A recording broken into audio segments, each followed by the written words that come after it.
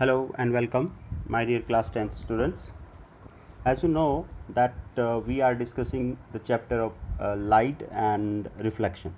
In the previous class, we discussed about the some properties of light and some fact related to speed of the light.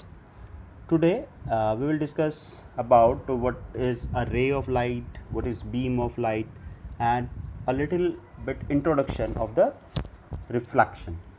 Okay, so let's start.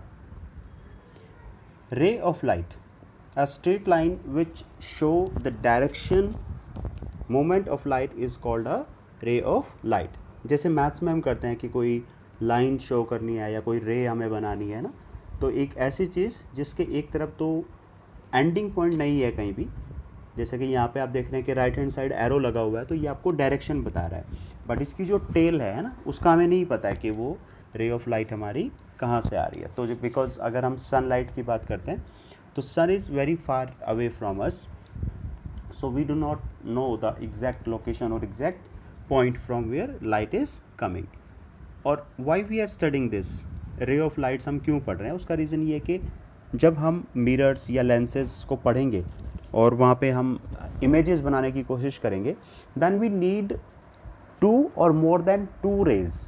हमें ऐसी दो या दो से ज़्यादा रे चाहिए होंगी जो किसी एक ऑब्जेक्ट से आ रही हो और फिर किसी एक जगह पे एक्चुअल में कट कर रही हो, रियल इमेज के लिए एक्चुअल में कट कर रही हो, या फिर इमेजिनरी इमेज के लिए या वर्चुअल इमेज के लिए आप कह सकते हैं. तो उस केस में वो मतलब एग्जैक्टली कट नहीं कर रही हो, बट जब हम उनको एक्सटेंड करते हैं बैकवर्ड, या हमें ऐसा लगे कि हाँ शायद वो वहाँ पे कट कर रही हैं, तो that is why we are studying rays, कि भाई रेज हमारी क्या होती है and what is the significance of rays in context of our chapter light. Okay, so this is ray of light. Next is beam of light.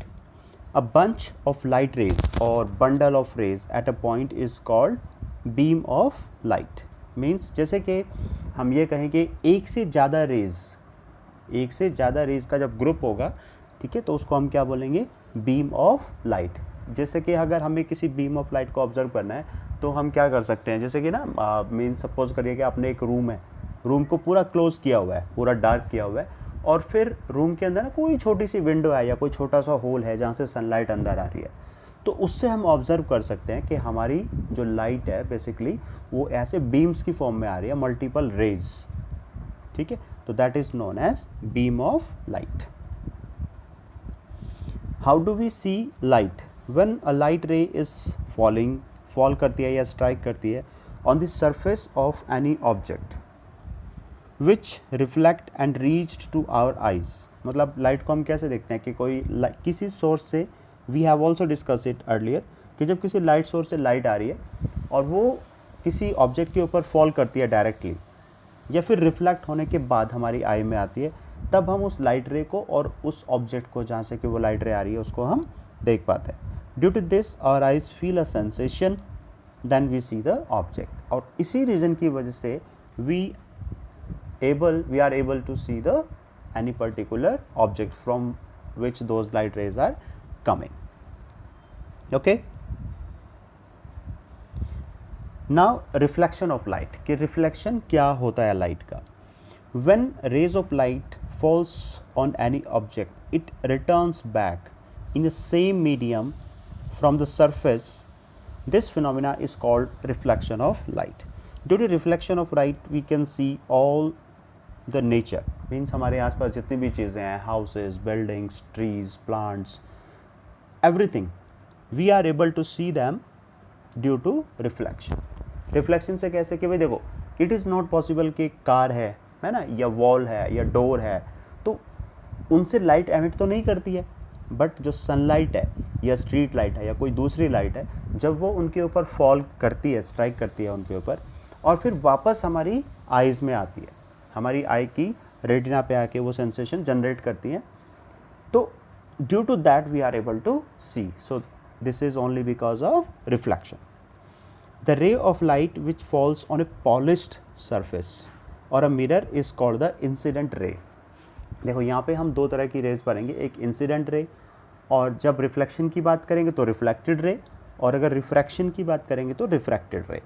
तो reflected ray कौन सी, incident ray कौन सी होगी, जो सरफेस के ऊपर जाके स्ट्राइक करती है और जो बाउंस बैक होके आती है, that is known as reflected ray.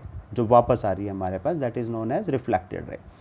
The ray of light which gets reflected from a polished surface और a mirror is called the reflected ray of light.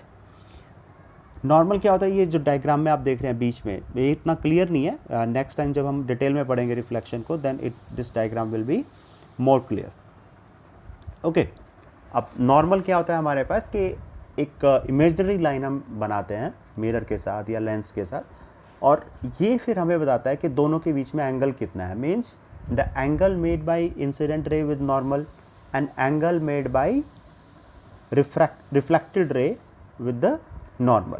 तो according to law of reflection ये दोनों angle equal होने चाहिए। Means angle made by incident ray with normal and angle made by reflected ray with the normal, ये क्या होने चाहिए, ये दोनों एंगल इक्वल होने चाहिए। इसको हम नेक्स्ट क्लास में और डिटेल में स्टडी करेंगे।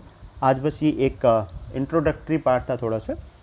ओके, अब तक हमने जो भी पढ़ा है उसको आप एक बार सारे को क्या करेंगे, रिवाइज करेंगे, so that from next class we start about the laws of reflection and introduction to mirrors, plane mirror, concave mirror, convex mirror and all that. Okay, till then, thank you very much.